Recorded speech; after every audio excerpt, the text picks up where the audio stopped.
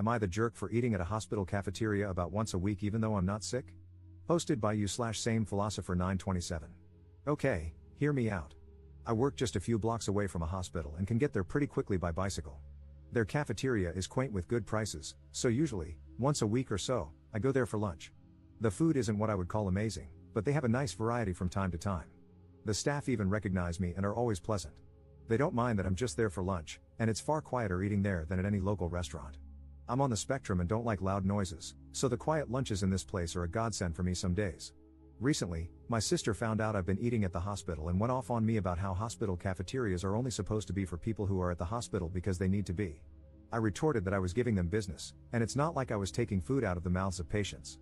Plus, I only go once a week, so what was the big deal? But she still insisted I was wrong. Then she got our parents involved, and they're siding with her. They are telling me I should only be eating at the hospital if I have an actual reason to be there. I told them they were all crazy and that it was just normal food I was paying for. But now, because neither they nor I are backing down, I'm torn. Am I the jerk for going to eat lunch in a hospital cafeteria once a week just because I work nearby? Update 18 days later. I really apologize for the length of this post, but writing down all the details took way longer than I thought. This situation was downright crazy. I never thought my sister would do something like this.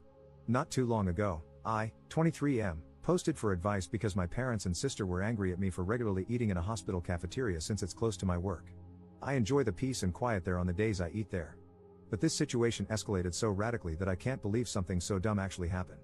My sister did the pettiest thing she's ever done to me, and for completely undeserved reasons too.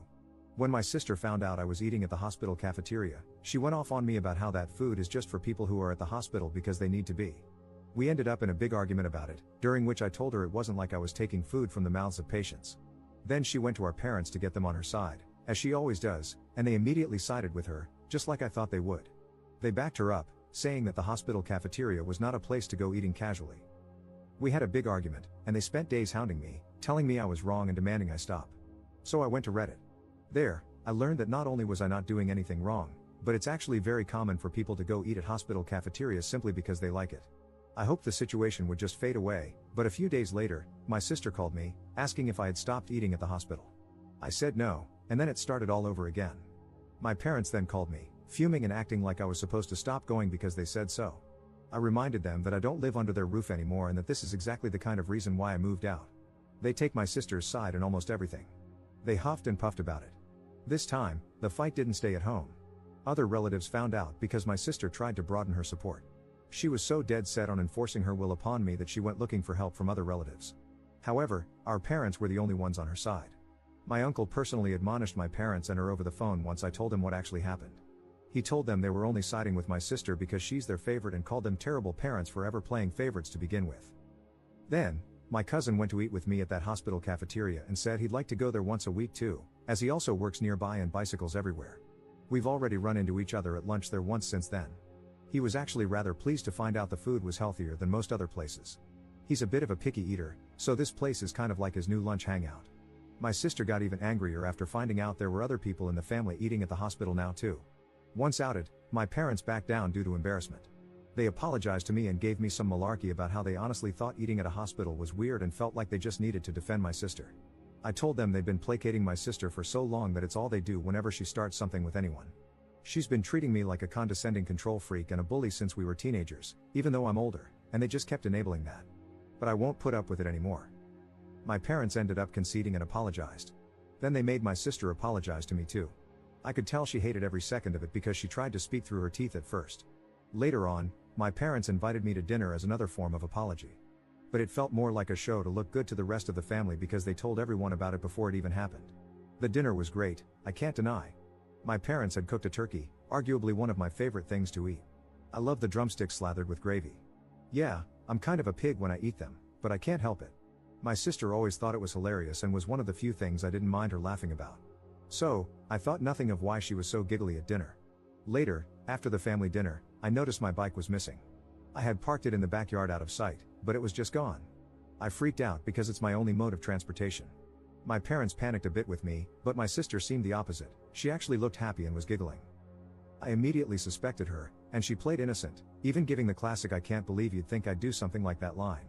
I already knew she was extremely petty, but this was a whole new level for her.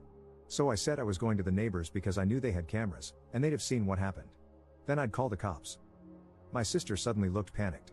I got mad and said I knew it was her, demanding she give my bike back. She started crying, insisting she hadn't done anything, and our parents immediately took her side, scolding me for daring to accuse her. So I'd had enough and said I was going to the neighbors to ask to check their cameras, and then I'd be calling the police. My sister finally fessed up and called me to come back. The looks on our parents' faces after they had just defended her were priceless. My sister admitted she was so angry at me for making her apologize for something she still believed she was right about, so she planned to have a couple of her friends come and grab my bike during dinner. She said her friends were in a minivan with it just down the street.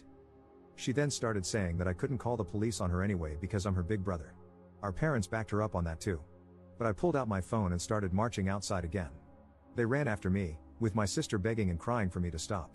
I called her a brat and told my parents I couldn't believe they were still defending her when she was acting this way. Our parents finally hit their limit with her enabling behavior and told her to make her friends bring my bike back immediately. She got on her phone, sniffling, and called her friends. But then she suddenly ran into her room to talk to them. I couldn't hear a thing she said through the door because it was all in whispers, and our parents looked very worried too. My sister would never have willingly admitted she had my bike stolen.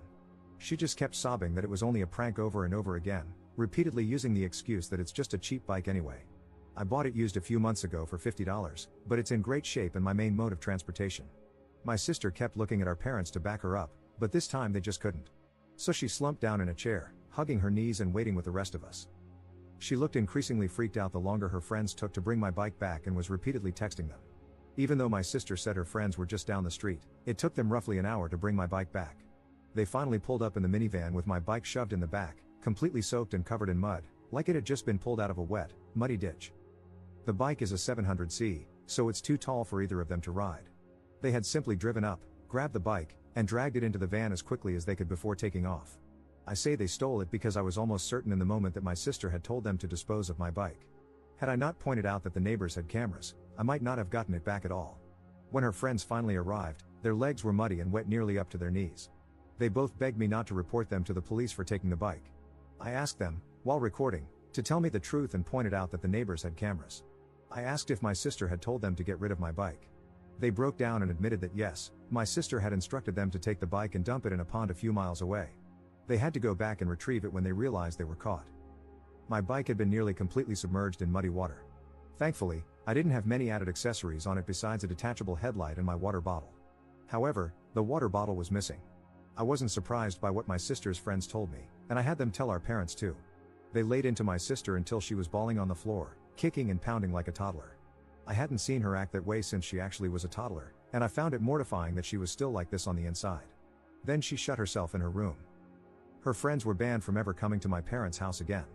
Afterward, my sister was forced to come out of her room by our mother and make another big apology to me. Our father then forced her to wash and oil my bike from stem to stern under his supervision while I took apart the headlight to clean and dry it. By the time my sister was done, it was dark outside. She glared at me like I was the devil when she came back into the house, but our parents immediately shut her attitude down and said they'd never been more embarrassed by her in their lives. She went back to crying in her room. I had a very frank discussion with my parents about my sister's childlike behavior and how it stemmed from their spoiling and enabling. I told them I couldn't believe I had to be the voice of reason, but the fact that she was on the floor crying like a toddler, kicking and pounding, showed that she's still mentally a child because of them. I pointed out that they kept making me the scapegoat whenever she screwed up, so she barely knows any sense of accountability. For once, they didn't argue with me about it. Afterward, my father silently drove me and my bike back to my apartment in his SUV. He also gave me some money to replace my bike's missing water bottle before we parted. My sister and her clique used to harass me a fair bit whenever we ran into each other. They made fun of me as a group whenever possible, and I usually just ignored them because they bored me. That really seemed to tick them off. After the bike incident, I received numerous messages from numbers I didn't recognize, cussing me out for making my sister cry over what they called a silly prank. Knowing her, my sister probably fed everyone she knew a very different version of the story. I responded with lengthy replies detailing what actually happened and even stated that I have recordings of her friends admitting the truth. Some people at my sister's college found out what actually happened, maybe from my texts or perhaps because her friends spilled the beans. It embarrassed my sister so much that she came home in a crying tantrum about how people there were calling her and her friends B-words and bike thieves. I may not have gone to college, but I know students who need their bikes are very protective of them, especially since many live on shoestring budgets. My sister said someone even joked that they shouldn't leave a bike around her because it might just disappear if she had to apologize to anyone. She ended up so upset that she refused to leave her room for 3 days to have her pity party. My parents called me up to try and turn everything on me again. I reminded them about the discussion we had days before and told them they needed to stop babying her and let her deal with the repercussions of her own actions.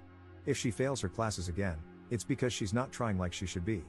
Then I went off on them, saying they were just looking for someone to blame to make her feel better. She created the problem, not me, and I wasn't going to be the scapegoat anymore. My sister is an adult, and she needs to act like it. They sounded defeated and apologized before ending the call. It seemed like they were genuinely hoping I'd just sit back and take the blame so my sister would feel better, but I never will again. Now my parents are trying to pretend this all never happened, and my sister, along with her clique, is avoiding me at all costs. Which, I suppose, is fine with me because I don't want any more drama. But if something like this happens again, I won't take it from them. Commenter. I remember your first post. Your sister is so bratty that she would have her friends steal your bike and ruin it just to make a point? And your parents don't see a problem with it? What did the rest of your family say about this? Ops response. Oh, they were furious with them. I didn't include details about it because the post was already way too long. But my aunt and uncle gave my parents one hell of a dressing down, twice. The first time was in person, the day after the bike theft happened.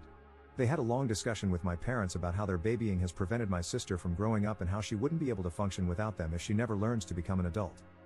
The second time was after my parents called me to try and make me take the blame when my sister locked herself in her room for 3 days. I talked with my cousin that evening when we met up for dinner, and he told his parents, my aunt and uncle. They called my parents to ask them what the hell was going on and told them they were beyond ashamed that they still tried to make me the scapegoat. They said they didn't care if old habits die hard, it had to stop. Let's just say my sister wasn't the only one crying anymore. No one has told me anything about what's going on with my sister at her college for a while, and she's been avoiding me. My parents also haven't spoken to me since that call, so I have no idea what's going on their end. Second update 7 months later. I was browsing YouTube yesterday when I saw a video about my last post and realized I never made a final update. So here it is. To start, yes, my bike is fine. I managed to prevent it from getting rusty or clogged up after my sister dumped it in a pond.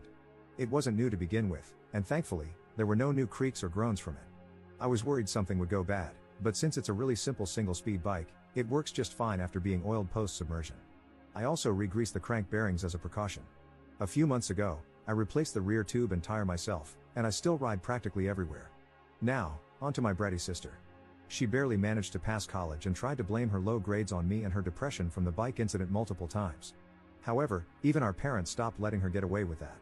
They finally reached their limit, cracked down on her bad behavior, and made her sit in her room to study whenever she had a pity party or tantrum. They even threatened to cut off the Wi-Fi and shut off her phone if she didn't get her homework done. She cried and said she hated them, but eventually, she sucked it up and complied. She finally graduated, but her graduation wasn't a fun time for her. We all went out to celebrate, but she wasn't happy because she had no friends left. She'd hoped to party with her former clique, but they had all cut her off because she's a brat. As an ironic punishment, our parents started making her ride a bicycle to get around. She hates it more than she hates the bus. It's a cruiser bike our dad picked up used for her, and our parents practically begged me to take her out on weekend rides to get her out of the house for a few hours. I agreed, but only because they asked nicely and offered dinner. As for the hospital cafeteria issue, my sister still stubbornly insists it's wrong to eat there, though she can't provide any valid reason. No one sides with her on it anymore, not even our parents, who've since joined me for family lunches there a couple of times. They even forced her to come along. She looked fidgety and claimed it was against her beliefs, wording it as if it were a religious issue. She was promptly told off for that. She cried as usual but was told to grow up.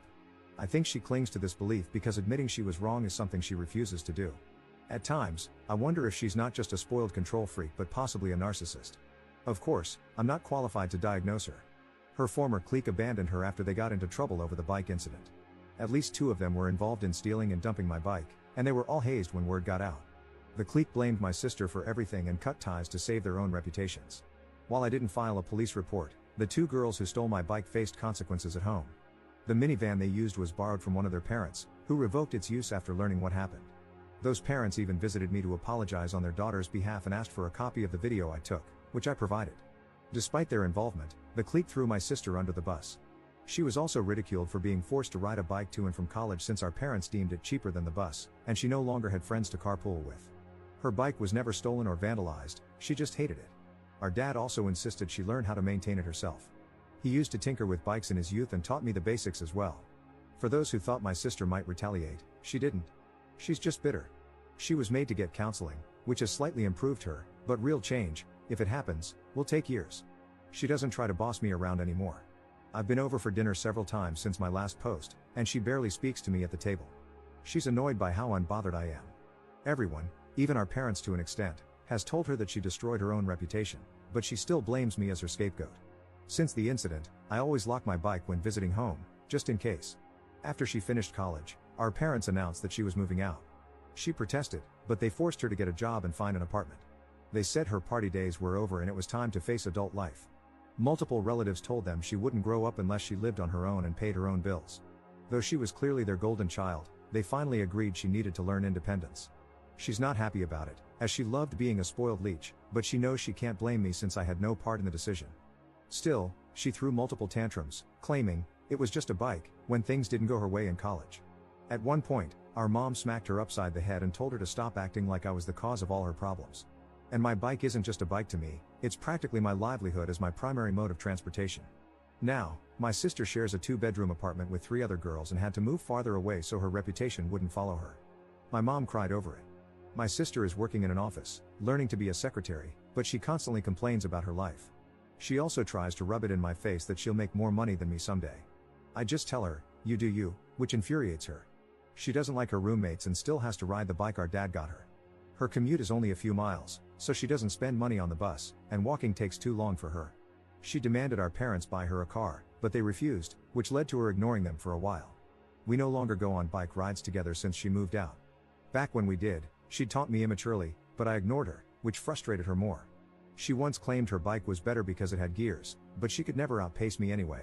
It seemed to make her determined to get in better shape, at least. I think she wants me to be the big loser so she doesn't feel like one. She wanted an e-bike for Christmas, but our parents refused after seeing how expensive good ones are. They've already spent a lot on her, covering 3 years of college. As a joke, I gave her new bike tires for Christmas, earning a stink eye in return. In 2024, she needed financial bailouts from our parents because she couldn't manage her money. Despite facing the realities of life, she still acts like a spoiled brat in denial. She also resents that I live alone while she has to have roommates. Ironically, her roommates like me, which only upsets her more.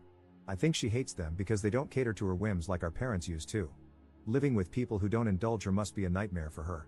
That about sums everything up so far.